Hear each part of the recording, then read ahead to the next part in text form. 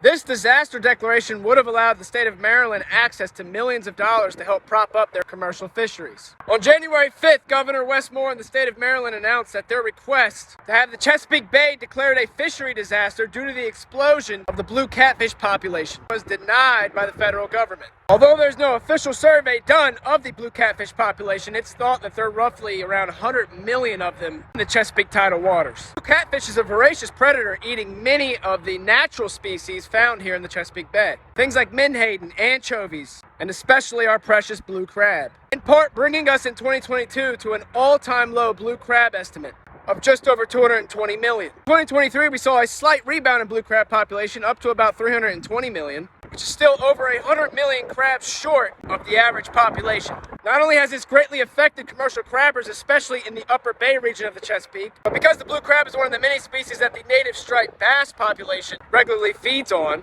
we've also seen a massive decline in striped bass populations. The 2023 Juvenile Striped Bass Index showing a score of 1.0, well short of the average index score of 11.1. Now, the reason why the fishery was declined this disaster status, the federal government only takes losses into account for the past 5 years. Currently, the state of Maryland is showing a 24% reduction in commercial fishery revenue as a result of the last 5 years, which is short of the 35% threshold that the federal government wants to see before they award that status. Essentially, the state is being told that the bay has to decline further in order to have access to that federal money. Now, one saving grace is many commercial watermen have actually made the transition from harvesting crabs, clams, and oysters to harvesting blue catfish. Since 2012, the commercial fishery revenue from blue catfish harvest has roughly tripled.